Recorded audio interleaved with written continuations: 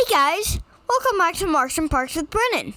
I'm really excited about today's video because we visited the balloon Fiesta in Albuquerque, New Mexico. It was awesome. Come take a look at all the colorful balloons.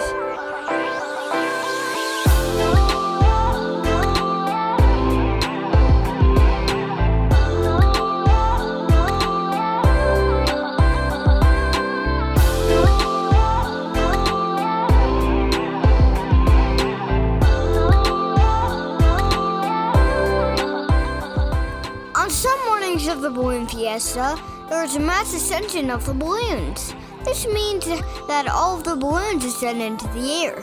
That's about 500 to 700 balloons filling the sky at one time. Because Dad and Mom teach online classes in the morning, we knew we wouldn't make it to the park in time for the mass ascension, so we had planned to stop in a shopping center parking lot to view the balloons as they rose over the city. As we drove into Albuquerque the first morning, there was a blanket of cloud coverage over the city. We were excited when we heard that the ascension had been delayed. However, we later learned that only a few balloons had ascended and the mass ascension would not take place. Disappointed, we returned to the campground to wait for the evening activities.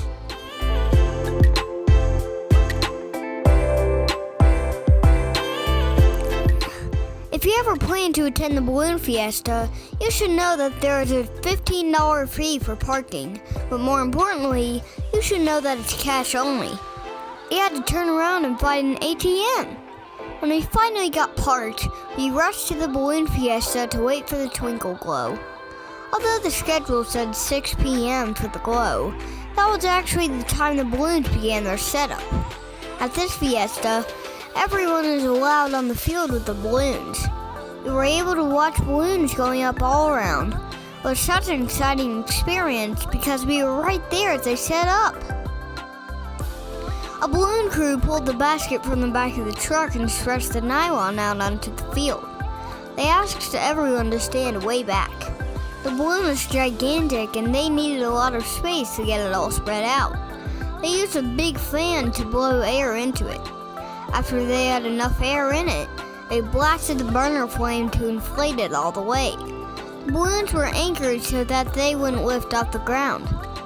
We knew we wouldn't see them flying by coming to the evening activities, but seeing them set up and being right in the middle of all the colorful balloons was an awesome experience.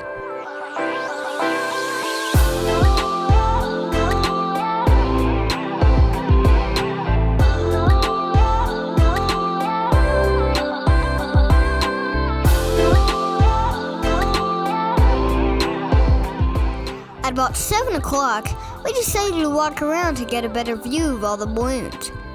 Then they started the Twinkle Glow. All the pilots would blast their burner flames to make them glow. The balloons were so beautiful glowing in the dark.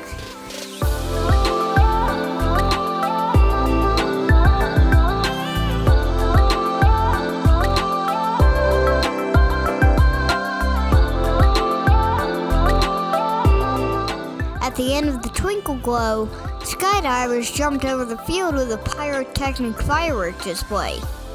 It was the coolest! The final event of the night was a huge fireworks display from the field. It was such an awesome night!